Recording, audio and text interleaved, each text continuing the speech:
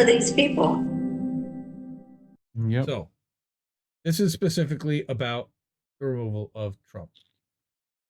So, on the morning of January 8th, Donald Trump, with his one remaining strike, as he knows, I think he doesn't even know that he's got one left, but before being at risk of permanent suspension, tweets twice. The first one, here you go, 6:46 a.m. Reef. What is that, 75 million? Yep. The 75 million great American patriots who voted for me, America first, and make America great again will have a giant voice, huge voice, long into the future. They will not be disrespected or treated unfairly in any way, shape, or form. All right. To me, he's just a New Jersey car salesman, so that's the voice I go with. Yeah. You know? That's pretty good. Got a nice car, no down payment.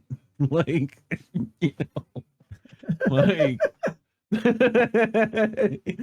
know what I mean? Right? Like, so, and here's the other one at 7:44. Falls off the fucking hubcaps. Yep. On the fucking 90-day warranty anyway. on every car on the lot. Yep. So 90-day. So generous. At 7:44 a.m. he then tweets his final tweet. Oh, it sounds like, yeah. To all of those who have asked, I will not be going to the inauguration on January 20th. Now again, 600,000 likes, 100,000 quote tweets, 76,000 retweets. For years, Twitter had resisted calls. People tell me. Both internal and external, to ban Trump on the grounds that blocking a world leader from the platform or removing their controversial tweets would hide important information that people should be able to see and debate. We just talked about that. People have told me that's bad. We grabbed the policy, but after January 6th, as Taibbi and Schellenberger have documented, pressure grew both inside and outside Twitter to ban him. There were dissenters inside Twitter. Here's someone who says, maybe because I'm from China, I deeply understand how censorship can destroy the public conversation. Yep. Okay. And here's someone trying to allay that fear. I understand this, but I think it's important to understand that censorship by a government is very different than censorship of the government. First Amendment of the U.S. and similar legislation in other countries with similar concepts exists specifically to prevent the government from silencing the people. What about other governments? Right. Well, that's enough. Our government using Twitter to silence other governments on top of that. No, don't talk about that. Don't ask Argentinian why they have all those German last names either. I respect that, but realistically, we impose far stricter rules. Well, don't forget Italian. On effectively everyone else on the platform. Okay, so we start looking at this, and voices like that one appear to have been a distinct minority within the company. Across Slack channels, many Twitter employees were upset that Trump hadn't been banned earlier. After January 6th, Twitter employees organized to demand their employer ban Trump. There's a lot of employee advocacy happening, said one Twitter employee, right? So I'm still struggling to understand the decision not to ban him. I think it'll lead to getting people killed. This is the elephant in the room. He's inciting violence. These are all these different conversations. And like somebody said, is there a channel where we can share these concerns? So they put this weird acronym channel. I'm Jack AMA is the channel name, I believe. Right. I understand he was our president and that he may have been the reason why we were hesitant to do it. But come January 20th, there's absolutely no excuse why his account shouldn't be suspended for good. I have friends with with 1,000 followers that have been suspended for less, I'm sure is what that person said. So again, we have to do the right thing. They're not wrong there. Well, no, we have to do the right thing and ban this account. It's pretty obvious he's going to try to thread the needle of incitement without violating the rules, right? And this person repeats like stuttering. Okay, we don't. But here somebody says we don't have a good track record of acting on his account, except in the clearest and most explicit of cases, and even then, they said, yeah, extraordinary circumstances demand extraordinary leadership. No, you want to demand extraordinary censorship. It took 3 years, but I've lost faith. actual votes, somebody had to remind them that the man had 74,000 votes. Yep. Okay. Second, this it's pretty obvious he's going to try to thread the needle without violating. So, in the early afternoon, WAPO publishes an open letter signed by over 300 Twitter employees to Jack Dorsey demanding Trump's ban. How they were able to quickly get that many employees to call the Washington Post and agree to sign on to this petition. Wow. But the Twitter staff assigned to evaluate tweets quickly concluded that Trump had not violated Twitter's policies. I want to make that clear again. Trump had not violated Twitter's policies. Quote, I think we'd have a hard time saying this is incitement. Here's another one saying, it's pretty clear that he's saying the American patriots are the ones who voted for him and not the terrorists from Wednesday. We can call them that, right? Whatever, they're rioters. All right. I see that so-and-so has pinged us to ask about incitement, and here's what I'm saying in there. What PC could it be trying to incite fear about? I don't see it. What PC could it be? So I think we'd have a hard time. It's pretty clear he's saying the American. Okay, so I don't see the incitement angle here. Annika Navaroli, who's a Twitter policy official, interesting that she's defending Trump and they put her name out. They redact everybody else's names except Roth and a couple others that are public. I'll respond in the elections channel and say that our team has assessed and found no violations for the Donald Trump one. Right? Flagging that Yoel is looking for assessment of the Trump tweet. Of course, Yoel just is hot to ban this guy. He got to get him out.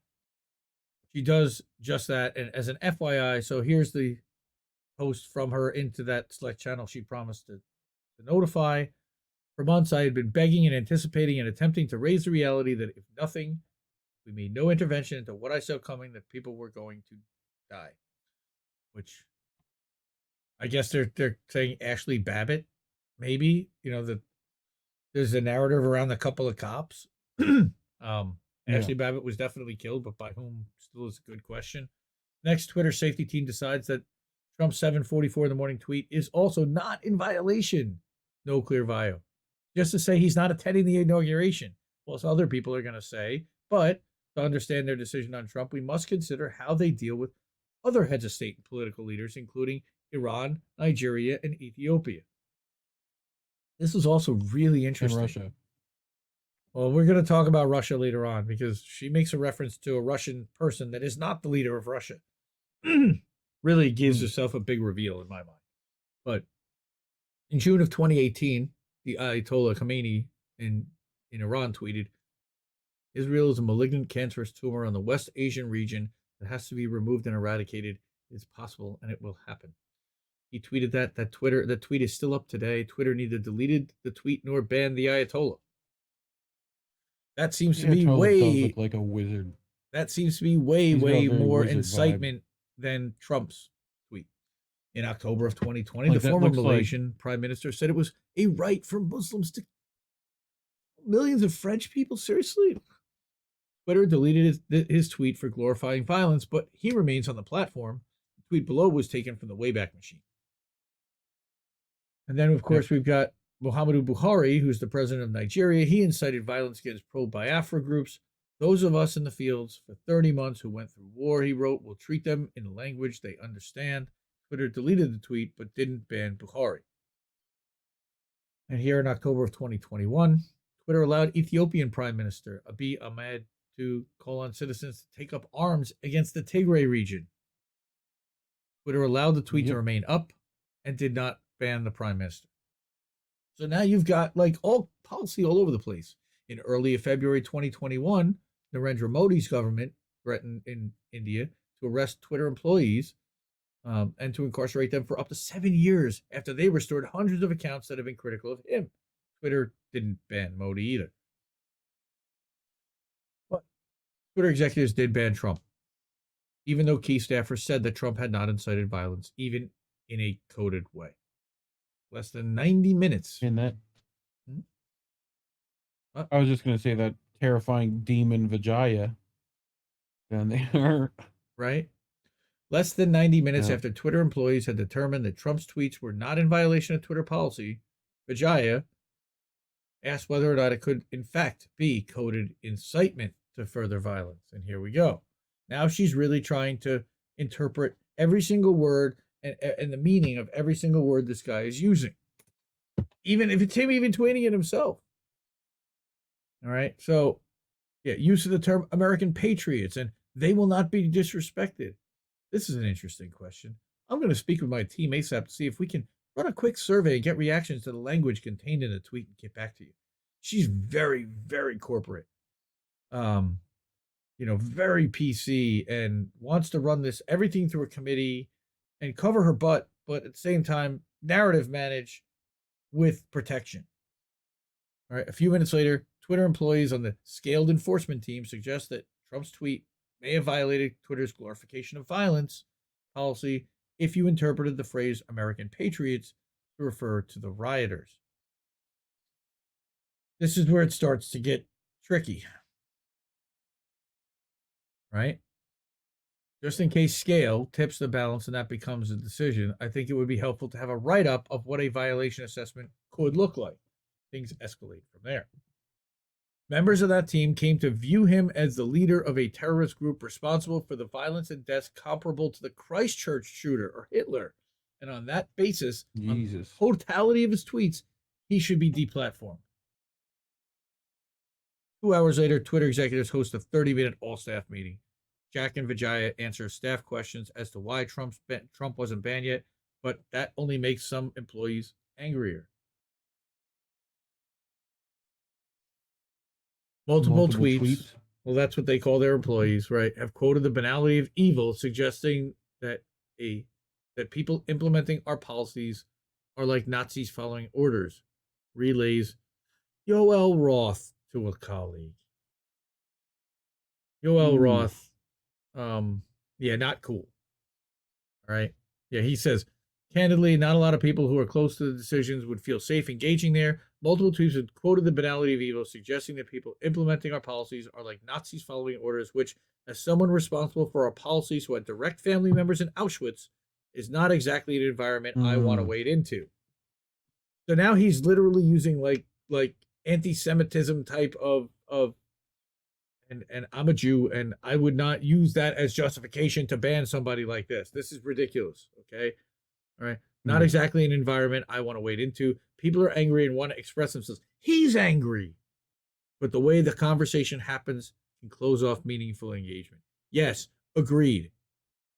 But canceling them on Twitter is not the answer either. Dorsey requested simpler language to explain Trump's suspension. Roth wrote, God help us. This makes me think he wants to share it publicly. Yes, you have to.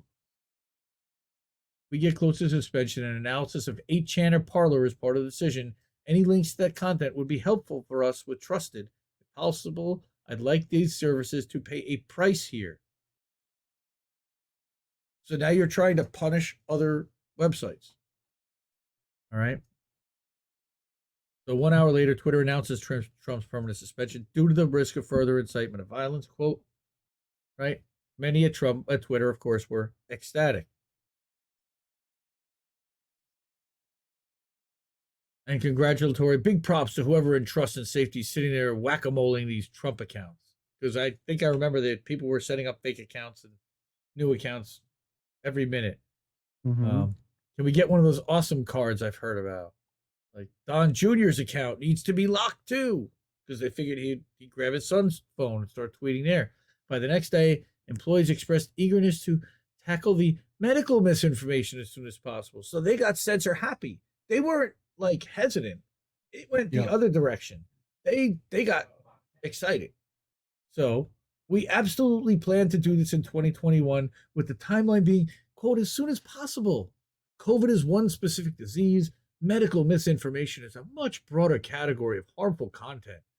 We've laid out a lot of the groundwork for policy and product behavior through our work on COVID and the election, the misinfo policy in the terms and services, along with folks in the health experience, TWS research, and other teams across the company are now focused on getting a place of improved maturity in how our policies are actualized We'll have more to share on this soon.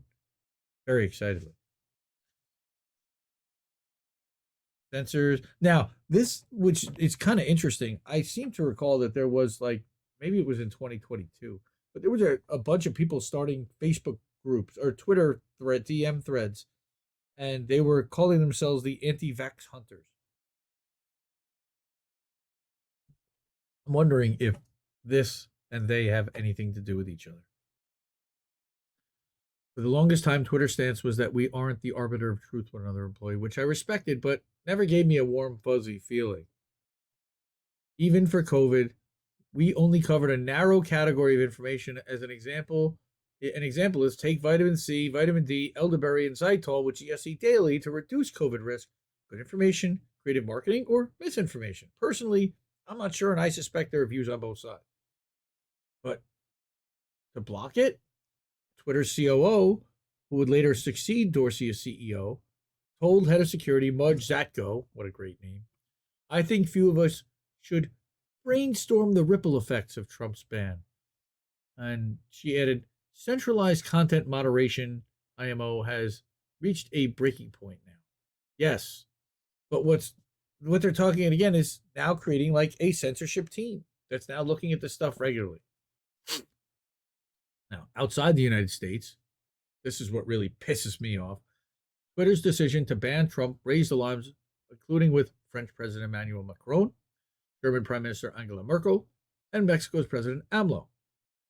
Macron told an audience he didn't want to live in a democracy where the key decisions were made by private players. I agree with the neolib there.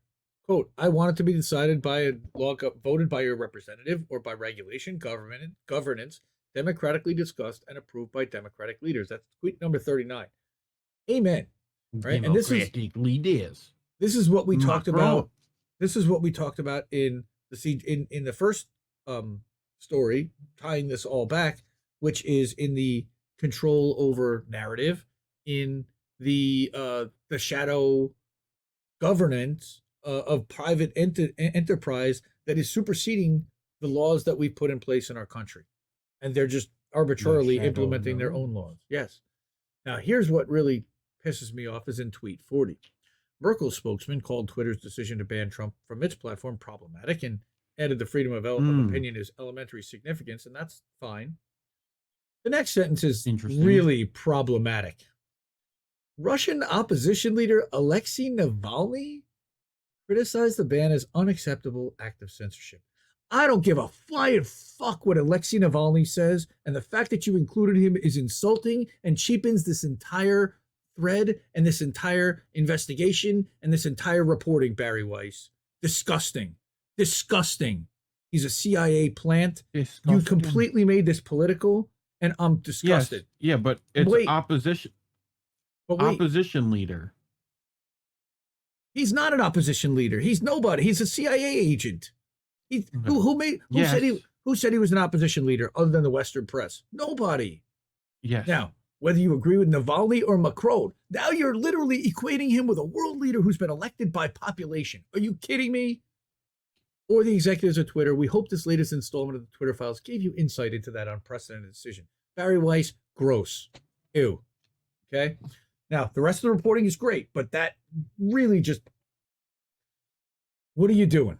What are you doing? Get this guy out of the Twitter Files. He has no business. He's not a world leader. His opinion doesn't matter. And he has no influence on anything having to do with policy anywhere in the world. So I don't want to hear from him. Everyone else that you mentioned, they had effect on policy. Alexei Navalny did not. On top of that, yeah, it's just dirty. The whole thing is dirty. From the outset, our goal in investigating the story was to discover and document the steps leading up to the banning of Trump and to put that choice into context, which that's nice for you. I don't really, that's only one part of the story. Ultimately, the concerns about Twitter's efforts to censor news about Hunter Biden's laptop, blacklist disfavored views, ban a president aren't about the past choices of executives in a social media company. They're about the power of a handful of people at a private company to influence the public discourse and democracy. This was reported by Michael Schellenberger, Isaac Grafstein, Snoozy Weiss, which I don't know if that's Barry Weiss or not, Olivia Reingold, Peter Savadnik, Nellie Bowles. Follow all their work at the Free Press. and that's a Substack also. I agree with a lot of it. I'm allowed to disagree with some of it, and the mention of Navalny is completely suspect. Bro, if you disagree with any of it, you're anti-Semitic now. That's Apparently, yes. Thank how you, it Yipper, works. for calling me an anti-Semite. Yes, the Jew on Hanukkah calling out Barry Weiss as an anti-Semite. Yep, Mm-hmm. I'm a self-hating Jew. I know. Yep. That's what they call me. I'm not an anti-Semite. I'm a self-hating Jew. Come on, get the terminology right. And that is my okay. See, I went a little bit long, but not too bad. TED Talk. That's my TED Talk for tonight. Barry plugging her Substack Okay. at the end of his classes. Actually, it is and it's not, because that's kind of what Matt Taibbi's done. That's where he's public. Yeah, but that would have got her banned off Twitter 20 minutes ago. Substack Yeah. wasn't included in the ban. It's just that it was. Find me on Truth Social. It definitely would have. But Yeah. cancel Indie. That's it. Yep, I know, Yipper. I'm canceled. Cancel. I'll accept that. Not opposition. Op. DJ Comatose. Yes, I maybe to a point. I still think that part of this is to absolve his company and to move forward and purge all the people who aren't, and kind of mea culpa whatever they have done and try to move forward. I think part of it is self-serving in his own interests, 100%. Oz, welcome to the show.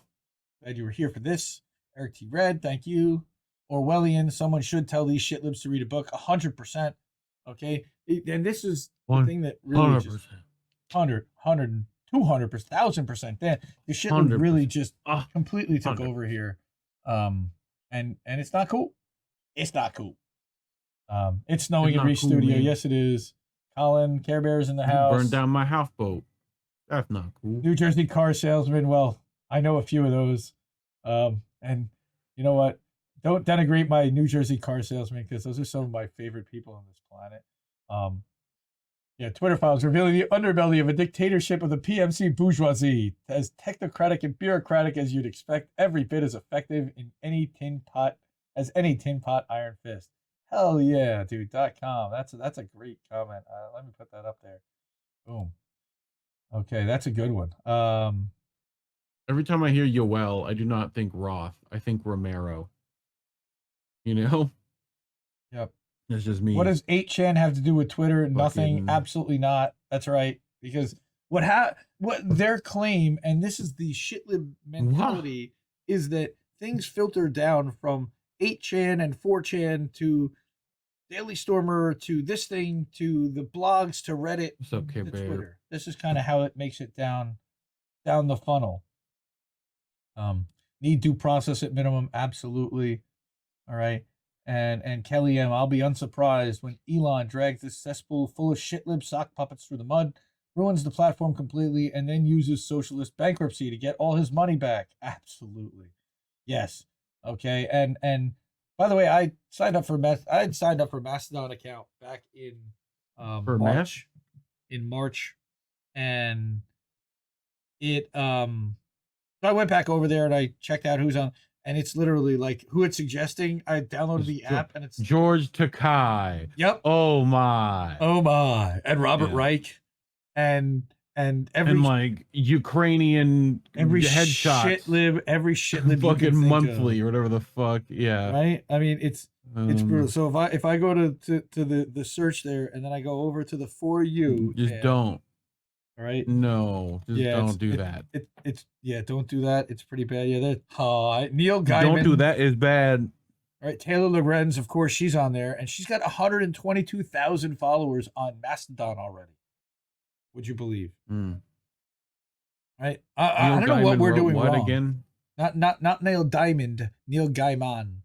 G-A-I-M-A-N. I know. What did he write again? I don't know. He's a super shitlib though. Jay Rosen. I said it right. Journalism teacher at NYU. You've got tons of Qasim Rashid. Everyone. I mean, they've all managed to find a home over here. It's not CIA infiltrated. It's an open source platform that anybody can use and anybody can create an iteration of. People are actually talking about a Mastodon.inn. Neil Gaiman. Making making an INN. Oh. extension. Somebody's been talking about making an INNTLD extension, like a domain. So American IndieLeft.inn, Gods is Gaiman. ReeferAfterdark.inn. Sandman. That's pretty good stuff. Sandman's good. Yep.